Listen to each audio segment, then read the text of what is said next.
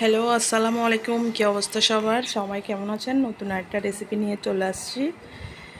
এই তো মাছের মাথা দিয়ে আলু রান্না করলাম, আপনাদের সাথে শেয়ার করতেছি। প্রথমে আমি পরিমাণ মতো তেল দিয়ে দিছি, দেন এরপরে হচ্ছে পেঁয়াজ কুচি দিয়ে দিছি অল্প করে, আমি বেশি দিই নাই।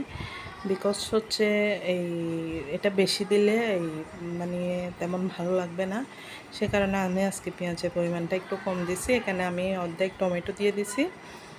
দিয়ে দেওয়ার পরে দেন হচ্ছে আমি একটু নেড়ে চেড়ে প্রথমে একটু নরম করে নিব।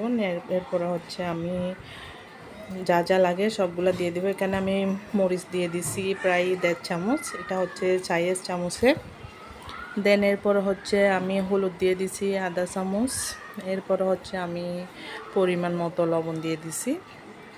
লবণ দিয়ে দেওয়ার পরে দেন হচ্ছে আমি সামান্য পরিমাণ পানি দিয়ে একটু কষিয়ে নিব, কারণ হচ্ছে নিচে লেগে যাবে। তাই আমি লবণের ক্লিকটা আপনাদেরকে নিতে ভুলে গেছি, তার কারণে আমি সরি।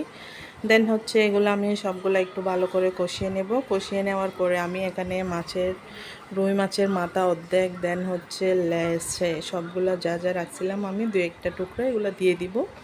দিয়ে দেওয়ার পরে আমি একটু ডেকে দিব। ডেকে দেওয়ার পরে এগুলো একটু আমি প্রথমে নরম করে নিব।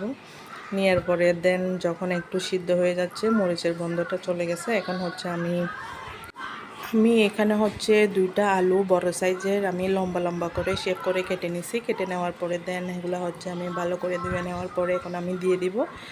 দিয়ে দেওয়ার পরে হচ্ছে আমি একটু ভালো করে সিদ্ধ করে নিব, প্রায় 5 থেকে 10 মিনিট ভালো করে সিদ্ধ করে নেব ছোটো আঁচের মধ্যে। এরকমের মধ্যে সিদ্ধ করলে মাছের মাথা থেকে একটু সবগুলা তেল বের হবে, একটু খাইতেও ভালো লাগবে সেজন্য। দেন হচ্ছে সিদ্ধ করার পরে আমি প্রায় 1 গ্লাস মতো পানি দিয়ে দিব। পানি দিয়ে দেওয়ার পরে আবার আমি অনবরত ওইগুলোটা আমি সিদ্ধ করে নিব। দেন হচ্ছে আমি 2টা কাঁচামরিচ এবং হচ্ছে ধনিয়া পাতা দিয়ে দিব। তো এই তো আমার রেসিপি হয়ে গেছে, আলহামদুলিল্লাহ খুব মজা হয়েছে। এই ভয়েসটা দিছি আমি খাওয়ার পরে। তো আপনাদের যদি আমার রেসিপি ভালো লেগে থাকে আমার চ্যানেলটা সাবস্ক্রাইব করবেন, আমার পাশে থাকবেন। ইনশাল্লাহ সামনে আমি আরও নতুন রেসিপি নিয়ে আপনাদের মাঝে হাজির হয়ে যাব। এই পর্যন্ত সবাই ভালো থাকবেন, সুস্থ থাকবেন। সবাইকে হচ্ছে অগ্রিম ঈদের শুভেচ্ছা। সবাইকে ঈদ মোবারক।